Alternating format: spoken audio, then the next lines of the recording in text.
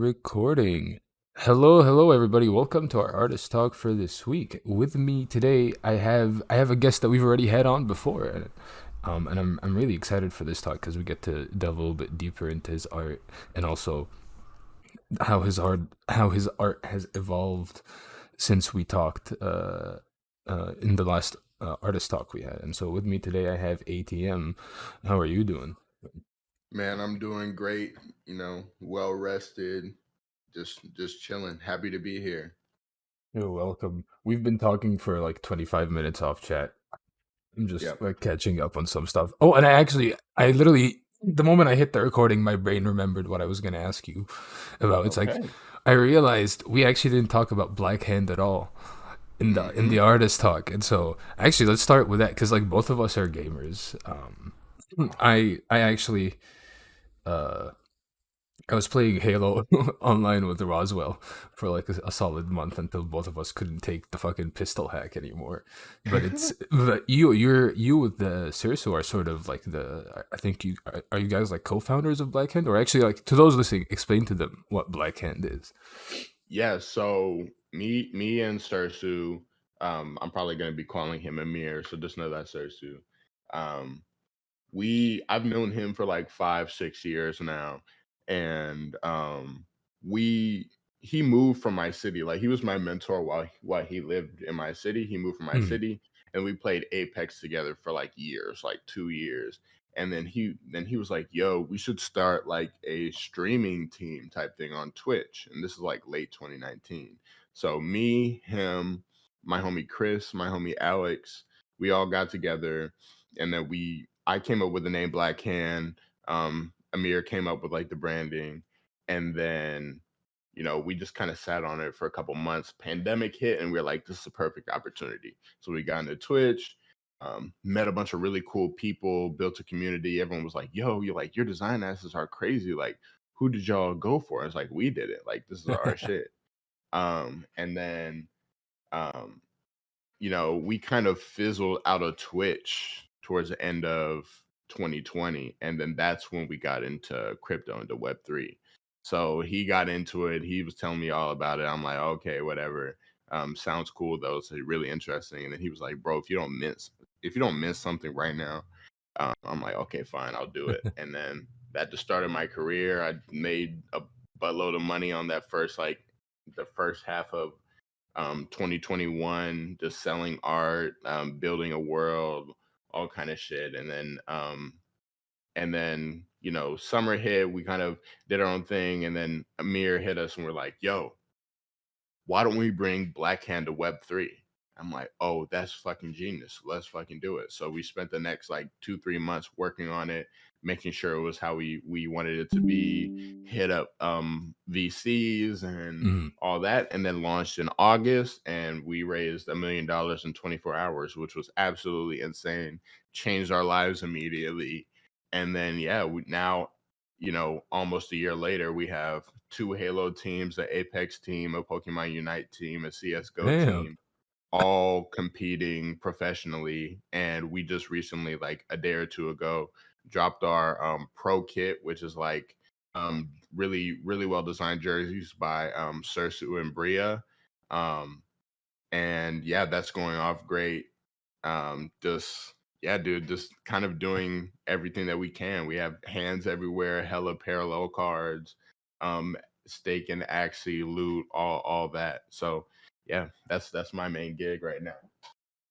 I think it's actually really cool because I like I remember like hearing about like how you know esports should get into this and all that jazz, and then like the bad actors always try to get in first, and then they did, Yep. and then now it's actually, now that they like ran their shit or whatever, the good actors are actually able to come in and establish like legitimate teams that are able to compete, and so it's good to Well, see that you. actually, I Mhm. believe that we were the first ones. I want to say we're the Okay. first ones. Me and Amir are Etherscan maxis, and anytime. Actually, I'll tell you the story real quick. So, as a preface, Please. anytime anybody says, "Oh, I was the first," me and Amir are like, "All right, bruh. Ether Okay, scan. no." because either Sursu was there and remembers the first, or we can just hit Etherscan on some shit and see who was really the first. So as we were prepping to launch Blackhand, um, he was like, "Oh, we might raise a quarter mil, we might raise half a mil. Like this is crazy." And then, um, right, and then like after he Mm, had said, "Oh, half a mil," I was like, "Yo, Amir, you do realize that we're the first like decentralized esports organization on chain, right?" And he was like, "Oh shit, I didn't even fucking realize that, bro. This is crazy." And then yeah, so yeah, oh, I believe we're the first. There's more that came like right after, but I honestly don't believe that anybody's doing exactly what we're doing. I mean, I haven't seen it either, and it's like the fact that it's on chain, right? Right, Nobody else has no video I've ever seen about a crypto esports thing has mentioned on chain ever. right. And so and the fact that it's on chain already shows like how good you and like how ahead of the curve you guys already are, because it's like on chain is now becoming like only now in this space is sort of becoming the topic people are talking about when it comes to certain projects. And how do you keep it on chain, and how do you do that? But I also wanted to say like I think it's the best, like one of the coolest aspects of this, other than like you guys having, already like four teams in three different games, is I remember like I'm a dude who never sort of understood what is it, video game skins, right? Mhm, Like I participate in them because like you get the free drop, right? You're like, okay, that's a cool skin or whatever. I sort of understand customizing your character, right, through like mhm. stuff, but like not skins. And so I remember like one time I was playing Call of Duty and they're having their pro team skins. And I was like, what the fuck would I buy that? Like, I'm not a pro guy. I don't want to walk around like I'm an optics pro dude in the middle of a Call of Duty online match to get dunked on immediately. I was like, it was just like weird. And so to see that you guys are actually dropping NFTs of clothes where it's like you would actually wear that. And then you also have the NFT commemorating your purchase at the time in history, right? As like, oh, this is one of the very. Is this the first drop kit you guys are doing, or a team Yeah, kit? yeah. Yeah, this is first one we've done, and there's like we have a lifestyle brand just sitting on the drive, just waiting. So like once this is out and our team has it and all that kind of stuff, like yeah, we're just gonna keep dropping stuff on people's heads. I mean, Because like, I'm a mm, fashion guy in real life, and also in games, I'm what's classified as a fashion hunter.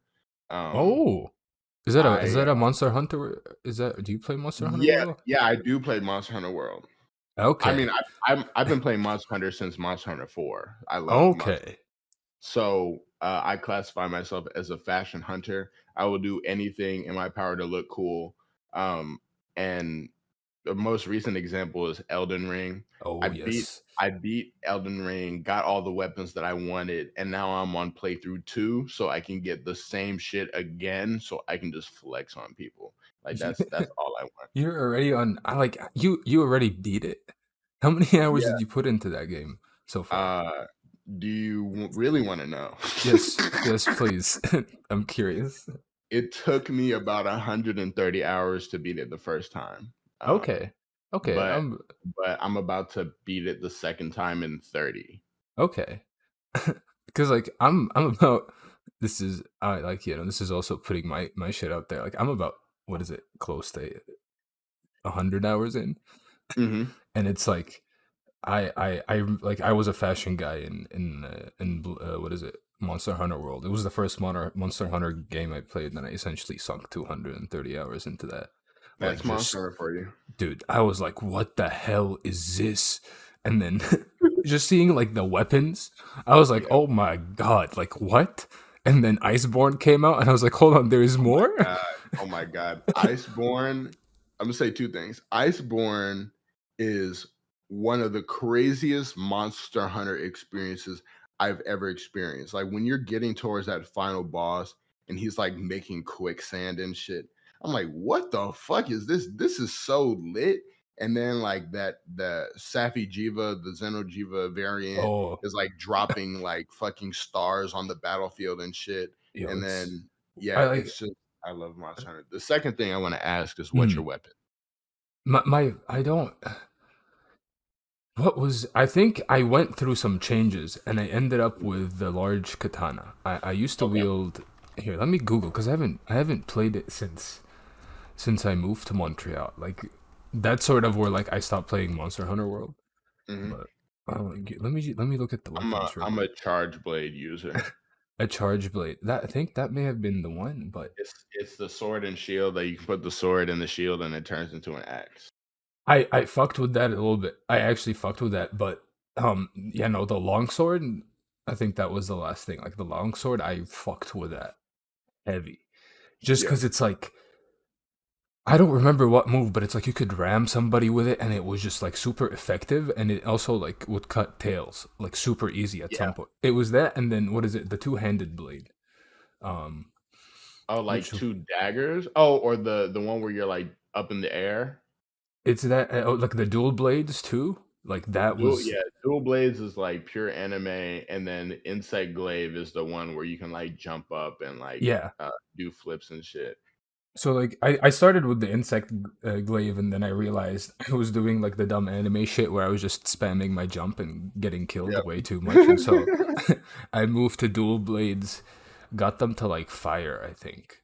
And Mhm. then my friend was like, "Yo, try the the sword and shield." I messed with that and then I was like, I want to feel like some I feel like I want to be on some samurai shit. And then longsword was the way. and Longsword then is so lit too. and then in Elden Ring, I'm stuck with what am I stuck? I'm stuck with the Halo scythe. No, not the Halo, the Angel scythe. Oh, the angel one? Mhm. Yeah, because it's like I It's went the Confessor build, yeah, and so did I.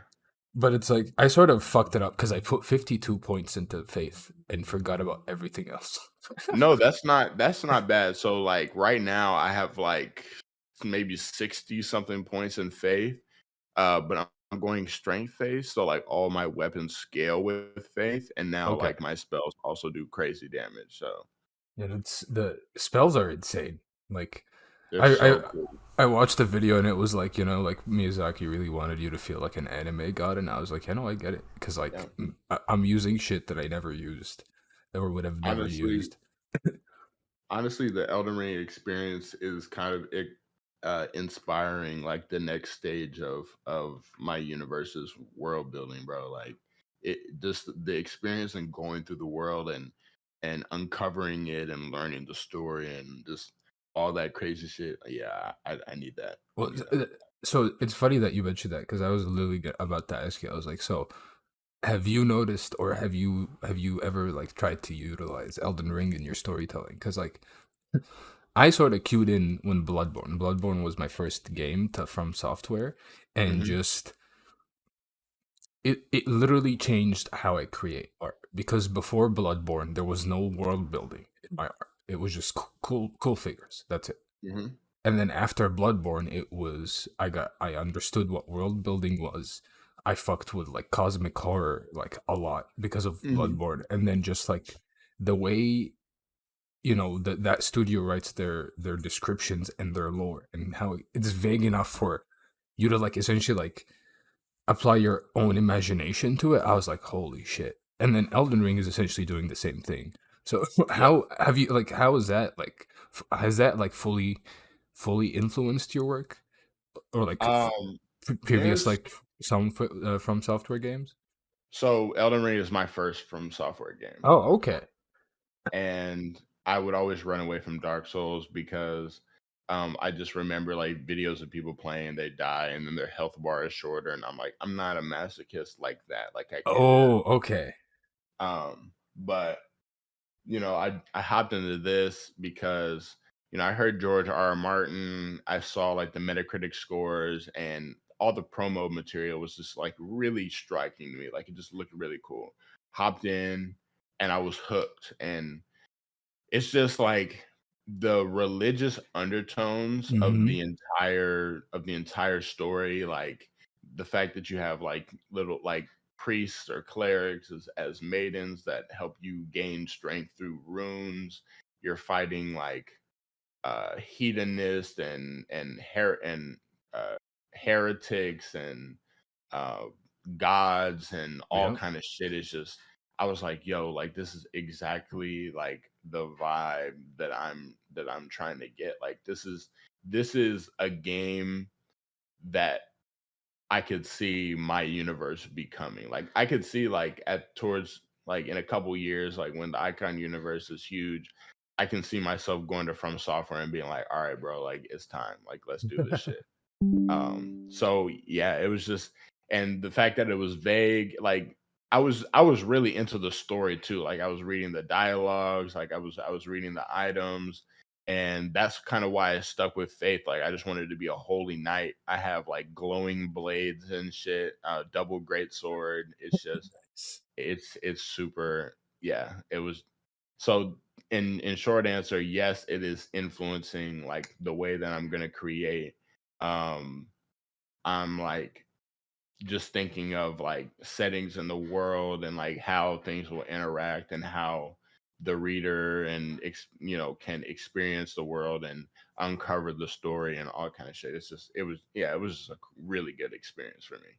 Oh man, it's like the that's the sort of the best aspect of From Software is just how they're able to feed you the story, and it's Hmm. also like it just because it also like I realized From Software also likes to tell archetypical stories, and like the religious themes are always present within archetypical stories, but like these are archetypical stories that are very prominent in our like sort of consciousness as a society regardless of culture, and it's a thing that a lot of artists also tend to address within their works, right? And it's sort of Hmm.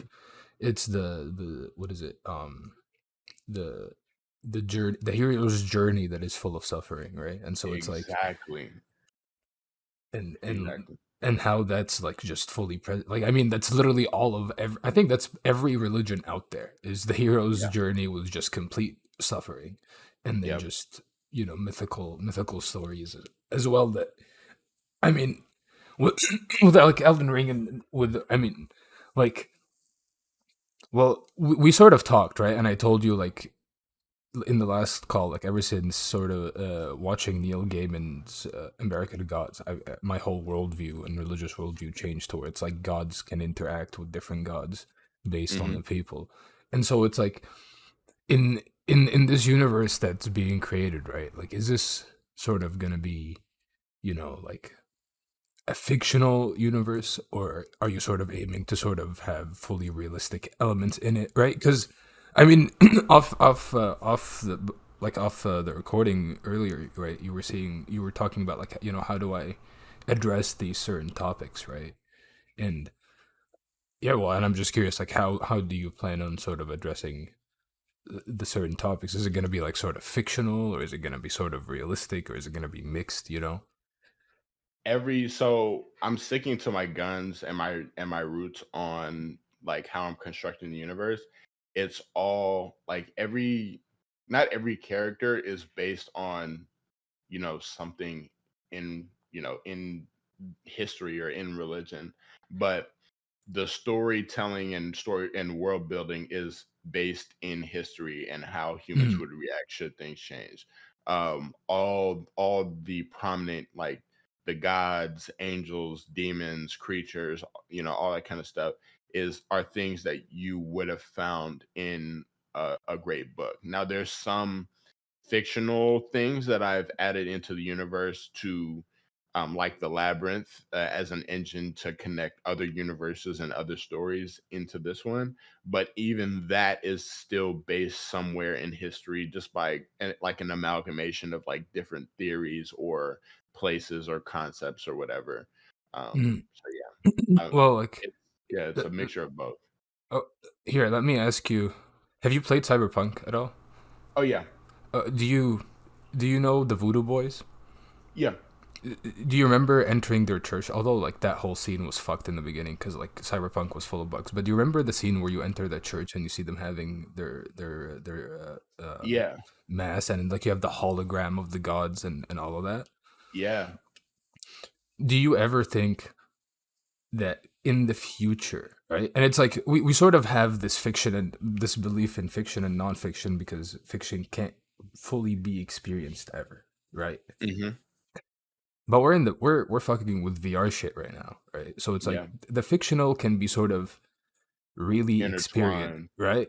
So do you Yeah. think in the future, I mean, I would personally find it cool because we already talked about, that the creation of a religious identity, by a black person for black people in America, because that literally has not happened. That has yet to happen in America completely, right? And Hmm. so, but with that comes also the topic of the belief in it, right? Because Christianity, a lot of people believe. At least I actually don't fully know. Um, but like, in America, do a lot of people like believe like the Bible and the stories of the Bible are real, or do they? Yes. Yeah, okay, and Yeah, as a whole, yes, but there's a lot of differing beliefs on how. okay, and like, Yeah. do you sort of?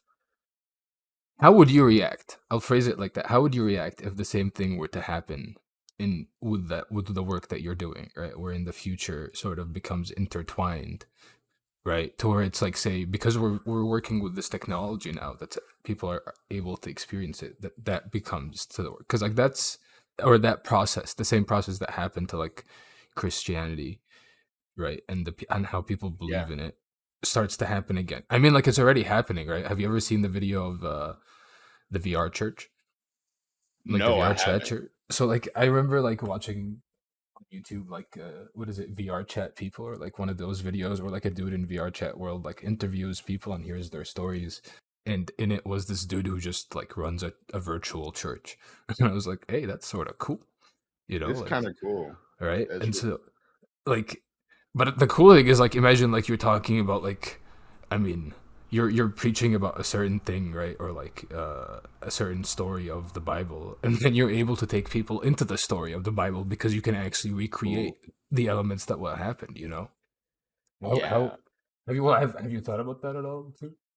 Um, I've thought about things in a similar vein Mm, because like, okay, so doing all this research on religion made me realize how fickle religion is, right? mm, It's so easy to branch off into your own ideals, and all you have to do is just have someone who kind of knows what they're talking about or how to talk about it to get people to follow you, right? mm, And because it's so based in reality and history and things that are written and all that kind of shit and like all these concepts and ideas, I I have an inkling that as it continues, there might be an actual uh what's the word? Like congregation type mm, thing. And so like I have a tab open right now on a church in my hometown abandoned and all that kind of shit because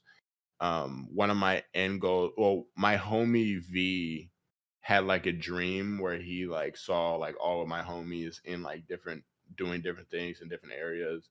He was like, Dylan, I saw you building a church. I'm like, oh shit, that it just makes perfect sense. And you know, I find a lot of problems with modern religion just in mm, the way that they kind of weaponize their base into, their own human or selfish ideals instead of like really talking about what it actually is. You know what I'm saying? Like what mm. and really preaching things that are beneficial not just for you, but for everyone. Like, all that kind of shit. So if I was ever make a church, it would be me educating people on the history of religion, allowing them to come to their own conclusions, and just having a dope ass vibe and probably with some crazy 808s or something like that. Get some like crazy DJs in there and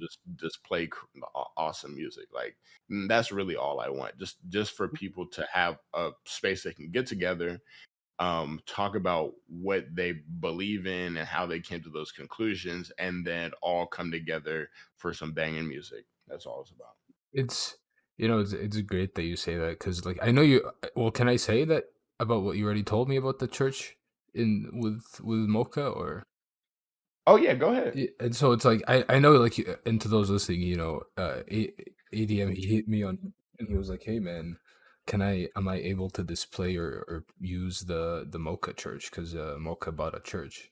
And I think I was like, I think it might be like being fixed up, but just shoot them a DM, and then they happen to respond, right? And so like that's already you're already you may not have the church yet, but you're able to utilize a church in the artistic sense. And then the cool thing is, I think 2 days ago they posted that they had a whole rave in the church too, and Word. right. And so it's to me like, and I've had conversations in art school myself, right, where everybody's like, let's buy a church, because church get abandoned all the time, All the and time, and they're cheap. they well, like how cheap are they in the states? I'm curious. Okay, so there's only one. I just did like a quick search for a church in my area, and I found one um for like 270K, which is cheaper than most homes in Nashville. And then I went to New York and checked, and they're going for like just over a million, which for New York is crazy. It's crazy talk. Um, like it's easier to buy a school or a church than it is to buy a home. Yeah, It's crazy. what the? Yeah, no, I did the same thing. I just Googled like church prices. There's a church in San Francisco that's for 200,000, two hundred seventy one What? thousand Canadian. That's cheaper too. Like that's Canadian. Like what the fuck? Yo, what the fuck? I mean, like, and then the only church that for sale in Montreal is for $4 million, but it's Jesus. like the biggest fucking thing. Because like the thing is, at least the thing in Canada is, I know like firsthand in Montreal, there's like almost a fucking church every block or so, and a Mhm, lot of them are not built fully well. That they've started to deteriorate. That even sometimes it's not worth it to buy it because the amount of work you're gonna put into it, mhm, especially with the Canadian, like the Canadian winter here. It's like never in my life that I expect something to crack concrete naturally or asphalt. yeah, Like in Egypt, like asphalt like doesn't fucking crack. Like sometimes it cracks because of the heat or like an accident happens, but it really doesn't crack. mhm, Or maybe like I haven't been into Egypt in 8 years, so I haven't seen the state of the roads actually. But it's like in Canada every year it's like construction shit. It's like that shit just cracks the asphalt like nothing I've seen. I was like, God damn. Like, what yeah, the hell? And then you go to yeah, Montreal, and then Montreal is like Montreal. We joke around. We say we have two seasons. We have winter, and then we have construction. Because the moment winter is gone, you got to fix up whatever winter just fucked up. yep, exactly. It's I like I mean I look forward to actually using the Mocha Church because I think there is also something to be said about a museum Mhm, number one buying a church, but also giving it to somebody to utilize it, and then also somebody who's especially black, right, in New York. Because like in I New mean, York. to me, it's like I'm like it makes sense. It has to. It will not only make sense; it needs to happen. It's the sort of thing that it's also like. I mean, looking at your work like the first apostle, right, or first apostle, and then also. I wash my hands. I say my grace. Those works, and even your recent works, right? In alongside the stained glass, a that would be something else. And then even Yeah, your elders as well, like that too. Just to have elders, right? Like that sort of presence next to like an actual stained glass piece. I think from like actually that's over 100 years old or about 100 years old. the churches? Yeah, yeah, oh yeah, the church is over 100 years old. That stained glass Okay. is Tiffany's, according to Mocha. Oh, shit. Yeah, so it's like man, like that's old. Like it's not old like medieval stuff, but it's stuff that holds history within New York itself, like in religious sort of like connotations. I imagine because like I hold like stained glass to a high regard, regardless of the place. But Mhm, when you look at stained glass in New York specifically, there's like whoa, like that style that developed there yeah, is different.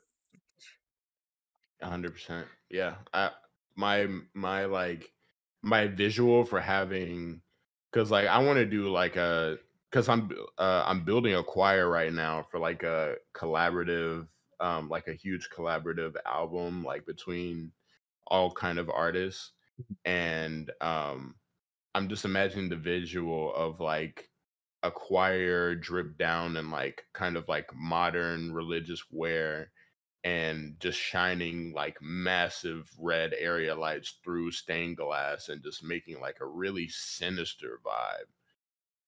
I That yeah, I see. love that. I had the idea. Like I also too was like, man, somebody needs to shine a light through that stained glass just to fill the Yeah, room, right? Cause like, yeah. and Red then God rays while like a choir oh singing like yeah, minor chords and yeah, I'm into that. That's damn, like my whole vibe.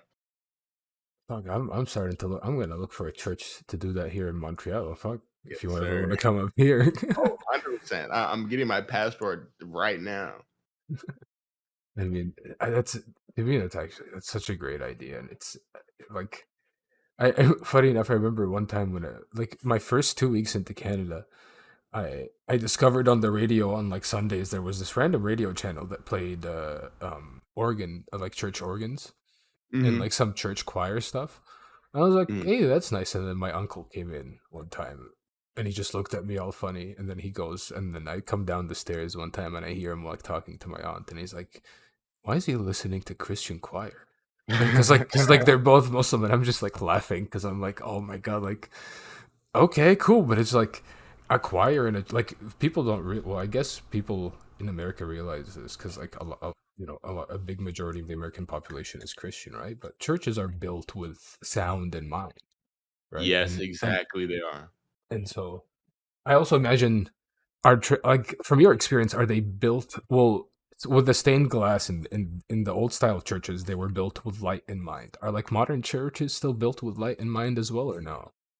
Um, there's so okay, so the the congregation that I grew up with is Seventh-day Adventist, and even within Seventh-day Adventist, we have our own organization of Black people, Black Mm, Seventh-day Adventists. We have our own churches and all that kind of stuff.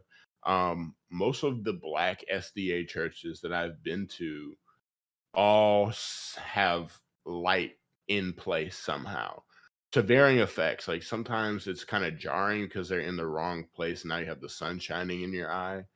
mm. But at least like my home church like has a giant cylindrical stained glass picture on the roof, and then um Okay. varying like shapes and sizes like on other walls. So the actual sanctuary is always pretty well lit, and then you always have something to look at, et cetera, et cetera.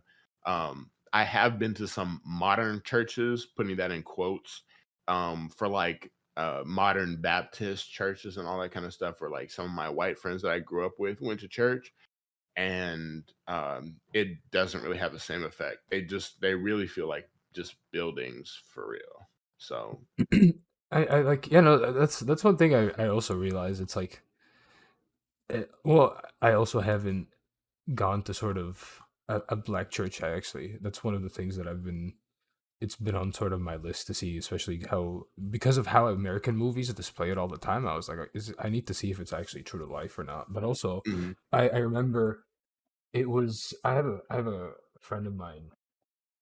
Her name is Lorna, and she's a French a Haitian Canadian painter, and mhm. she has a lot of paintings depicting Oh, people. Leona. And no, Lorna, I don't. She's not in the Oh, space or anything, okay, okay, okay. and she was always depicting like people wearing these like clothes with really nice patterns on them, and at some point I was like, I asked her like, do people really dress like that? And she was like, not all the time, like usually on Sunday for church they dress like that. And so I haven't gone because I don't know how I haven't gone into a church in a long time, so it's still like weird for me to be like, I'm gonna go into a random church on Sunday, but when I walk outside on Sunday, there's at the end of I believe is it the Sunday sermon? I don't know what it's called. Is it Mm. the end I the don't Sun? know. I went to church on Saturday, so my whole perspective is different. But I Oh, think you're talking whoa! about what? Sunday service. Oh yeah, service, yeah. And Yeah. just walking out, it's like the clothes that people were wearing. It's like it was exactly like the painting. And then Hmm. that was the sort of that's when I realized like, oh, there is a whole sort of different respect, at least here to the religion that you really don't see with, a lot of Western people or specifically white people, you know. Hmm. And I was just like, okay, that's very interesting because it's like it doesn't happen in Egypt, right? Like when you go to a Christian church in Egypt, like that sort of change in complete style of clothing hasn't happened, right? Or like even the style of how the service itself is told or given to the people, you know. Yeah. It's the same all over the place. Even in Islam, it's like in Islam when you go and you hear the sheikh talk about stuff, it's like every sheikh will say something different, but it all follows sort of the same thing, the same sort of logistical, I don't know, like timeline, if you will. Yeah. We've gone on a random tangent. No, I mean, this is on topic to me. I don't even care. I mean, man, I legitimately look forward, like, and please, like, take like a shit ton of pictures when you utilize yeah, when you use the Mocha Church, because like it, I'm bringing a film crew. I oh have hell to. yeah, hell, because it's like in New York too, right? Like just like the presence of Yeah. that happening in New York, like oh, I It's gonna be an entire, like, I have an entire experience planned out, like, because this should be happening around NFT NYC time. okay, So I'm imagining like touching down and then giving people like breadcrumbs of like a scavenger hunt, like, oh yeah, go here, and then once they get here, oh they're led to here. okay, And then, not only do I want to have like the showcase slash party or whatever at the Mocha Church, but I also want to have like a smaller get together for icons, like on a rooftop. I'm about to get a DJ controller so I can learn how to DJ. Because I have some very specific sounds that I want to bring that I don't know if I can rely on somebody else to get them out. So yeah, just really just trying to build my own experiences. oh hell yeah. And then I also like you started talking about the Elder Project on your Twitter, and I was Mhm. checking that out. And then one of the coolest aspects for that is you were talking about how it also. Well, actually, before we do that, do you want to explain to those who are listening what the Elder sort of project is and what that like what you're What working that on? entails. Yeah. Yeah. So when I was building my universe, I built it pretty open source. So I just kind of built the world, um, kind of envisioned like the places, the setting, and then some of the characters. And then I sat there and I realized, well, this is a living world. And I love one of my favorite pieces of media is One Piece. And the way that Mm, Oda writes stuff is the same way. He builds a world, then builds the characters, and then lets them act on their own. And then that shapes the trajectory of the world and the events and all that kind of stuff. So I was like, yo, well, I'm doing this through Web3. This is on chain. So why not make it collaborative? So I referenced an old Bible story where Moses led the 70 elders um to the promised land, essentially. And I was like, I'm gonna make 70 elders um that basically led their people to the promised land, which in my universe is the West, California, LA type area. Um, so it's essentially a curated PFP project where I take, I get these people get elders, and then I sit with them in an ideation session, build their character out, like who they are, where they're from, mm, uh, what what do they want to accomplish, and then I put their faces on it. And then now they have full autonomy within the world, whether they want to build their own sect, whether they want to go on expeditions, uncover artifacts, where they want to defend their home, their home area, their whatever, like whether they want to go through the labyrinth and travel to another universe, like it doesn't matter what they want to do, but they have full autonomy to take their people through their own custom experiences. And then also all the elders will be showing up in some of the artworks. Some of them will be showing up throughout the story in different like key points. Like the characters will meet them, if not all of them.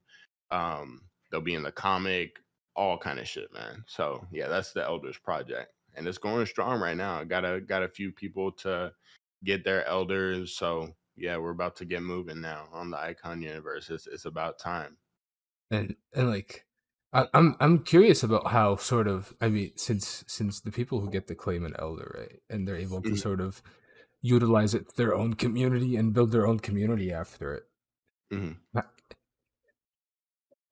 How sort of, I mean, that literally sort of allows you to like story tell things where it's like, say for example, like two elders have a conflict. You can literally create that and like Yes. visually sort of depict that in the history of like, you know the 70 elders, and that sort of Yep. becomes history that happened in real time with real people that's been sort of canonized in this universe as And it's well. recorded on chain as well, so it's permanent. And that's the other really cool thing about this project is that because it's a religious based odyssey based on some of the lost history, like of religion just lost to time or Mm, corruption or whatever. It means that once it's recorded forever. It can't go away this time. Like people can't take the books and burn them.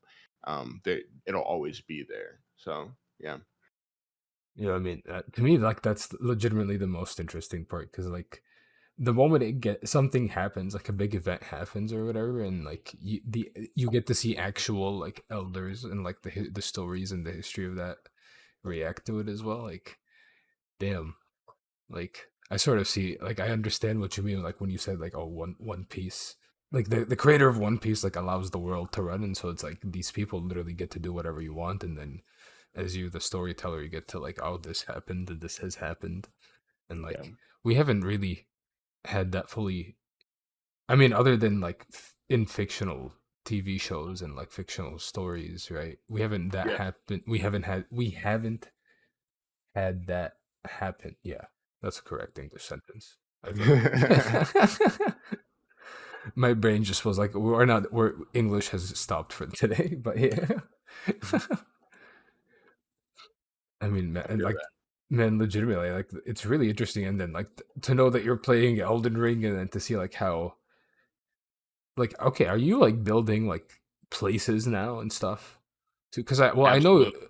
I know with your music video, we haven't talked about that actually. I know with your music video, you depicted sort of, this desert place with a Mhm. sword in it, right? And so you're already hinting at an existence of a certain place, right? Where it's been visited already. And so, I mean, I imagine you've started like fleshing out places and stuff, or. Yeah. So I'm about finished conceptualizing the place that the secret sect of the Black Hoods is from in the West. Just like black castles. So there's kind of like a time Mm, dilation type thing where not even dilation, but like you understand kind of how like when Japan introduced themselves into the world, they realized that they were so far behind. mm, Well, the secret sector of the Black Hoods has been relying on their like holy holy affinity and like basically light magic to mm, operate their world. Um, and then they go to war with America essentially in the East, and they're technologically advanced, guns, tanks, planes, all that kind of shit. So um, right now, I'm almost done conceptualizing the secret sector of the Black Hoods in the West. So it's like kind of medieval, but like mixed with modern ideas, like still kind of arriving at the same points, but with completely different means. Like their technology is based on their own power and not necessarily, steam power, oil power, et cetera, et cetera. Whereas the West relies on all, or yeah, the East, I mean, relies on all that stuff. So I have like images and like ideas of how I want that empire to look in the Mm. east. But that's like second to my docket because the main focus right now is the beginning and we start in the west. So yeah. Okay. And then, so the Elder Project is part of the beginning, right? Yeah, it's I mean, they're the characters that whether they're over there in the West or not, like Mm. the first elder, his name is Russ, he wanted his sect to be based out of Austin, Texas. And in the world, it of course has a different name and I'd have to reference it.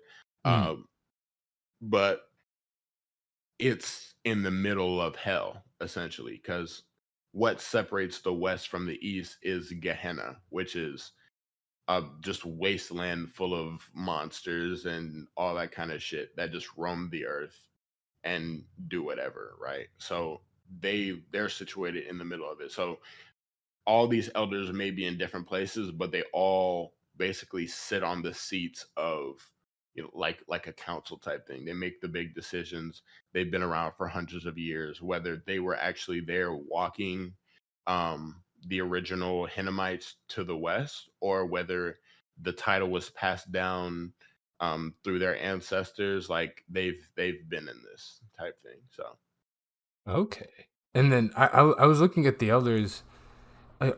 What sigils are you using? What sigil is that in the corner? I'm really curious because it's like I literally, I remember I tagged you in a little tweet thread thing where like it was just a little tweet where I was curious like how do we sort of hmm like incantation, right, and like that sort of magical stuff within the metaverse, right? And then here you are including, and like there are different sigils that I'm seeing, or what are those actually? Because like they don't look like the Solomonic ones. So you're not summoning demons out here. no. So for those like symbols, I basically just reference like um ancient religious like imagery, symbols, and whatever. The one that marks Mark, the main character, is Mm, the seal of God. A lot of these are actually from like Catholicism. mm. Um, so the one that marks Mark is the seal of God, which just signifies like his holy lineage and like the power he's inherited. The other ones are variations. They're different symbols that point to different things, and I'll actually just leave it. I'll leave it to you to like find them, or the listener to find them. But Okay. like one of the symbols is, I believe, um what's his name? It's like the symbol of the angels. Like you can look at it closely and it says like Gabriel and blah blah blah and Mm. whatever. Some of them are of Jewish origin. But in universe, they basically represent different sects of the sect. So you'll notice that on everyone's left hand, they're doing something different. Whether they're holding a lantern to guide the way for people, whether they're pledging allegiance to protect the people, whether they're holding up a dagger, whatever they're doing also coincides with the sigil in the top right. So it's just Oh. it's just it's just a way to let you know kind of what that elder's specialty is, as far as making their world run. Okay. I see. Now I'm Knowledge scrolling. seekers and all that, yeah. I'm scrolling down and I'm starting to see like some of the other ones that I haven't seen. And I'm like, okay, damn, sir, you're really out here doing. I'm actually really excited about this. I I'm so legit, excited. because it's like I mean like we've talked off recording about even just esoteric beliefs, and we've shared some links, and just I mean I like c- the Catholic sort of magical diagrams and all that jazz is, to me, it's like the most interesting fucking thing, because Yeah. it's like mythologically it's like it's fucking cool as fuck. To me, it's like I look at it the same way I look at like Hades stories, right? Mhm. Or like, because it's just I mean, when you said the seal of God, I googled it and I'm like, damn, that actually looks fucking. It looks really interesting, Yeah, and like, it's yeah.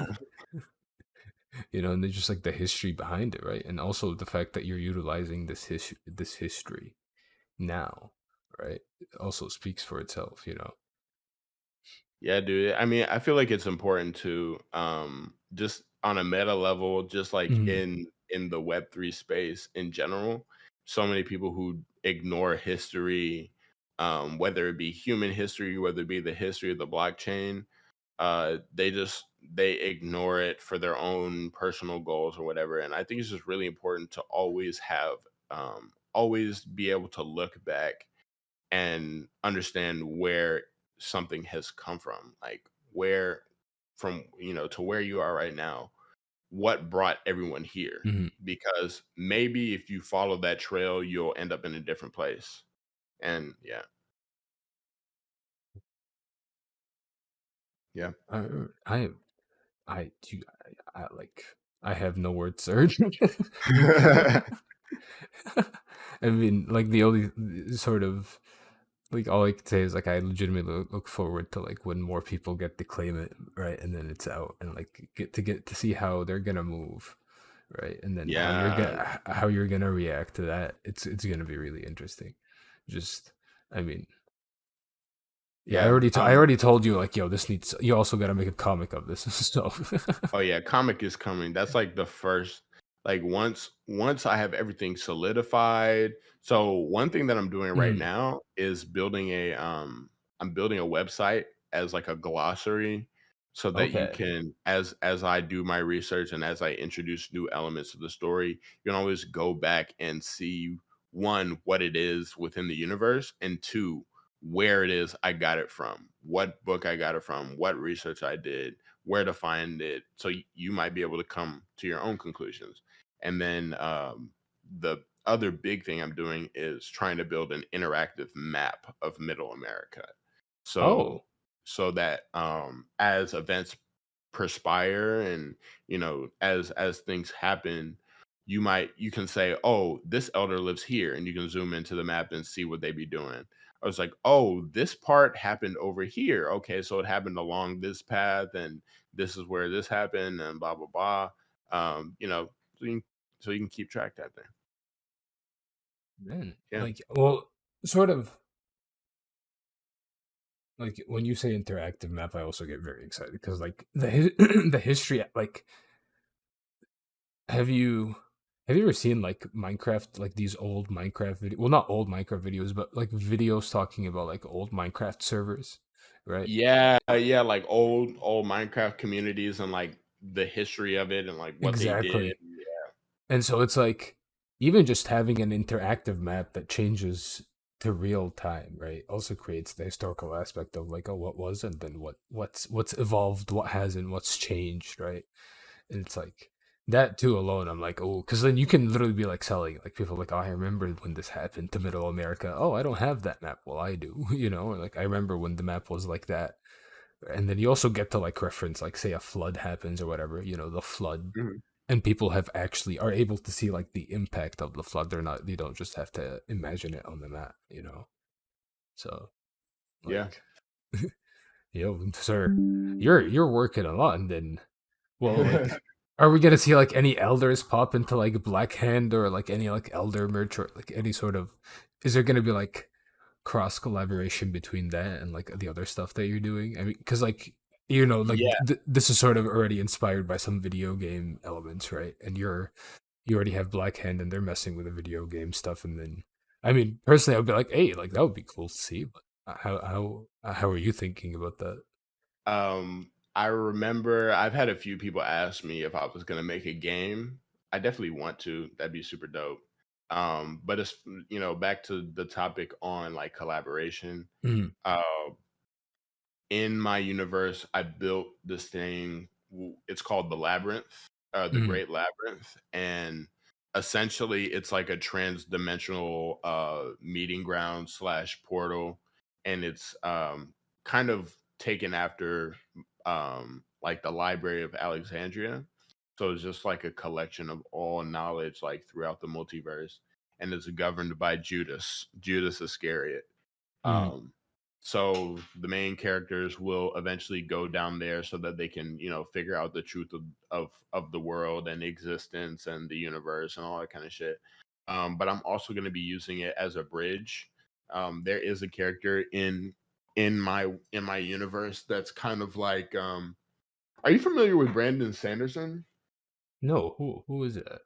He's Brandon? he's a um he's a high fantasy fiction writer. And he has like his Oh, he I has his own like collective universe between his books. And there's one character in his books that continues to show up throughout these different universes, using their own magics and texts and all that kind of shit. So there's a character like that in my world that's kind of like okay. a dimension walker, and Dude, so it's effectively an engine to bring in things from other people's universes and also take things from mine to theirs. okay. And as far as Black Hand goes, so for both Black Hand and my own universes, like the elders and eventually the apostles and whoever whatever other like group of people that show up. Um Actually, I just lost my train of thought. Oh yeah, I remember. So there I want to start off as far as like gaming goes Mm. with kind of like GM led like D&D campaigns where these Okay. characters can interact with the world, do exactly what they would want in the world, and then have that recorded on chain. Their characters can update as they gain or lose things, like all that kind of stuff. I'm taking that to Black Hand too, where we have a lore team and we're building out the story right now. Um, and Okay. yeah, yeah.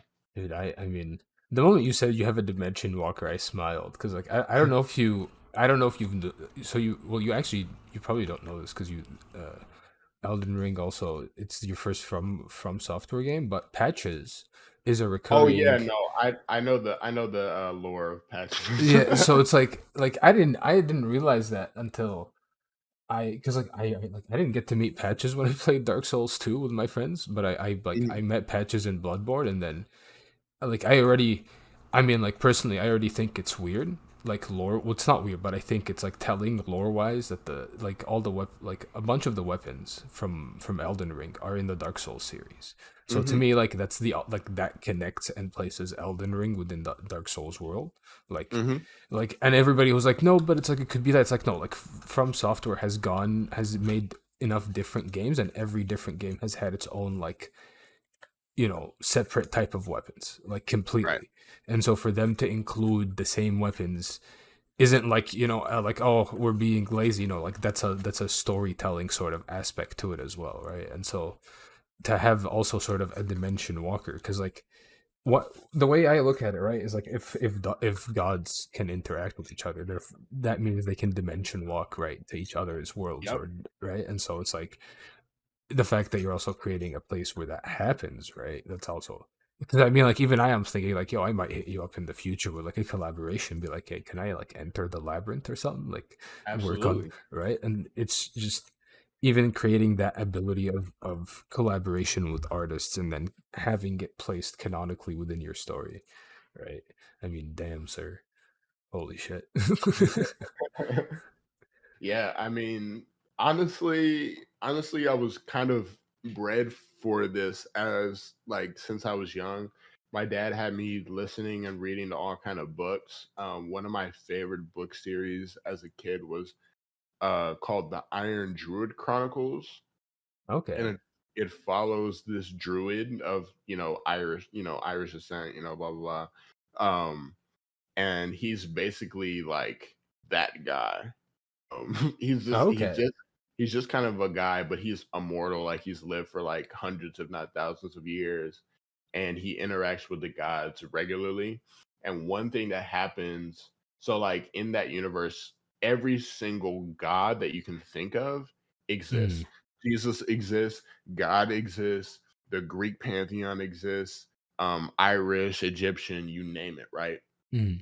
but they manifest their power through human comprehension, basically. So the more people worship them, the more people know who they are, the stronger they are. So the Greek pantheon is effectively immortal. Like even if they die, they'll come back.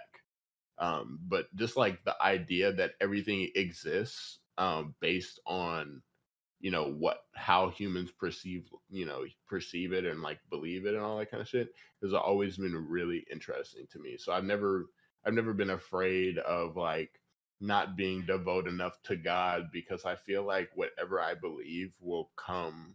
You know what I'm saying? Like Mm. whatever I manifest will come. Just yeah, ideas like that are just really interesting to me. Yeah, I mean, like I legitimately look forward to how you sort of execute these ideas because it's like it's really interesting what you're doing, and then there is barely any work this level of depth that's happening within the space. Like, Yeah, which is why I get irritated whenever I see the crazy crocs and the whatnots. I'm like, dude, no, you're not even doing shit, bro. You're not bro, doing anything. same. I've been It's I've like been building this universe for like uh almost a year now, and just now like the legs are just now starting to lift off the ground, and these guys just, oh man, let's do dolphins, and dude, then I feel you. It's like it just it's weird to see because it's like the it just doesn't make sense at times. It's like uh, what how like number one why right like why are people buying why? into this like everybody knows like you not the art like the art is crap legitimately but Right. also like if people can like not gonna like if people can justify like a point 0.3 ETH mint, right? I understand like people who don't have a lot of money, like paying into a project that's below zero point 0.1. That's I Mhm. understand like the risk of that. Like that's like you buying like a pair of shoes or something, right? They'll like be Yeah. used within a year, and you have to buy a new pair anyway. So it's like it's not that big of a loss. But then I see people with like that drop like 1K on these projects. And I'm like, what the fuck? Yeah, dude. And then they look at the art and be like, like I don't want to take the risk on the artist. And it's like I guarantee you, the art like they're like, oh, like there's no roadmap, there's no utility, and it's like I guarantee you, one of them is gonna be here within 6 months, and it's not who you expect them. Yeah. Yeah, It's dude. like like you realize like legitimately like so like I got to see Sir like Amir like me and Amir entered the space around the same time. I think he Mhm. entered a bit before me, and then so I remember where when he sort of started onboarding his friends. But you Mhm. realize how many fucking projects we have fucking outlasted in this space in just a year and a Dude. half. Yeah, dude, like come and go, all these rugs, like scandals galore, and we're just here just doing our own thing, getting a grasp of what the blockchain can actually do, not just fucking dropping a project and trying to make money. Like how can you bring your worlds, how can you tell your stories in a way that no one's been able to tell them. That's what a lot of the peers that I came up with, like, I was one of the homies that Amir onboarded. Mm, It was like me and Ja are like the two that I remember coming in at the same time. And Ja's doing his own thing, like mixing 3D and film and all mm. that, and helping Latasha, and I'm doing my own thing, building a universe and all that kind of shit. Like there's just so we're like basically evolving as like creators and builders, and we have witnessed the rise and fall of absolute and utter bullshit. And you're just like, dude, like if I had the money that y'all put into this from the get go, then bro, it like the world will already be different. You know what I'm saying? It really would be like holy fuck if artists just like got that money. Oh my god, that amount of like legitimate like societal change through art that would happen would be fucking insane. Like it just Yeah. men. Holy. It's like, yeah, no, it's like, yeah, it's like if you give somebody 100 ETH, like the shit they'll be able to 100 ETH alone, and these projects like make like more than that. Like Yeah, the shit they'll be able to achieve just by their own, and like artistically, right? Just like it's fucking insane. Like no artist has like, benefit like has been done like bad by like money. Most of the time exactly. it's like the best like what is it, facilitator for artistic creation, where it's like, oh, I can finally do the shit that I actually want to fucking do that's expensive as fuck. It's like, because people don't realize like artists have really great ideas. The only reason we can't execute them is because like we don't have the money for it at all. Like Right. it's Exactly. And I didn't even fully I didn't even fully grasp that until I took my team out to make that music video. Cause like I of course like I think my ideas are good, but I'm also myself. So of Mhm. course I'm gonna think that my shit is cool. But just like being around people who also believe in you and your vision and like want to do their best to execute it, and just there's and talking to other people about what you're doing, and then I've every time I tell someone what I'm doing, they're like, oh snap, this is crazy, yeah, let's do it, this is sick. I'm like, man, if I had the money, this shit would be fucking crazy. But I'm gonna get the money, Yeah, there's no problem about that. it's gonna happen. I believe in it. I think just I legitimately I've had it like slowly, even I'm seeing it's like the longer people spend in the space, like the more they're able to The more traverse they this. realize. Yeah, and then Yeah, the more like they're able to like make moves and stuff. And then also the space, like hopefully people like pay. I know like for a fact some people pay attention to how long people stay in the space, right? And like that's what I tell artists who enter the space. I'm like, just stay through like the bullshit, stick around. I guarantee you something will happen. And so I have hope. yeah, they'll figure it out. I've seen people come and go.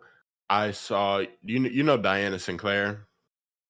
No, who Diana Sinclair? She's a young photographer that like blew up. She had a collaboration with Whitney Houston and just all that, all kind of like crazy stuff. Hmm. And I saw her come into the space. Her and her partner. I saw them come into the space, and I was like, "Oh wow, like okay, this is dope." Photography coming to the blockchain, whatever. And then she blew up. I'm like, oh, "Okay, cool." I've seen people go from zero to hero, It's true. um, and I've seen projects go from 1 million to $5. I've Yeah. seen it all at this point. I'm almost 2 years in, which is crazy. Yeah. Holy fuck! Can you believe it? It's wild, but it's like completely rewired my brain because now it's not what can I do? It's more how can I do it? You know what I'm saying? Yeah. It's the shift in fighting for the shift from like fighting within constraints to learning how to build your own like completely own thing. I couldn't have said it best. Legitimately, like that's really how it is. Yeah, Well, ATM, thank you for coming on, man. This was great. I I I amazing talk. Always a I pleasure to talk with you. likewise, and I think people now like have a far like also have a deeper understanding of your work, and they're like, I mean, we have a lot of I know for a fact we have a lot of gamers in the Discord, the Metakey Discord, and so Oh yeah, they're I'm pretty sure like what you've said and has interested them, right? And so to those listening, please, yeah, I know what is it? I've included your link tree, or is it? hmm I don't know what the emoji thing is called. Forgive me. In your Yet. Yat. Oh, okay. Yat. I remember people were like buying into that shit for a while. Uh, I remember like Crypto 888 like putting something out, and I was like, oh, Yeah, they're what? like, And yeah, like, yeah. and like, what is it? Didn't Wiz Khalifa like buy his or some? I don't I even know, bro. I just use it as a hyperlink. I don't even know what the fuck is going on. And it's like one of those, like, all right, I think it's cool, legitimately, just because of the emojis. I still think it's cool. Yeah. But that's in the description, your Twitter as well, and then I've included the link to Zora, just if anybody wants to like click on the lender, the elder stuff, and just check it out. And yeah, to those listening, go follow ATM, go buy his work, go bid on the shit. And thank you guys for listening, and I'll see you in the next talk. Bye. Yes, sir. Peace.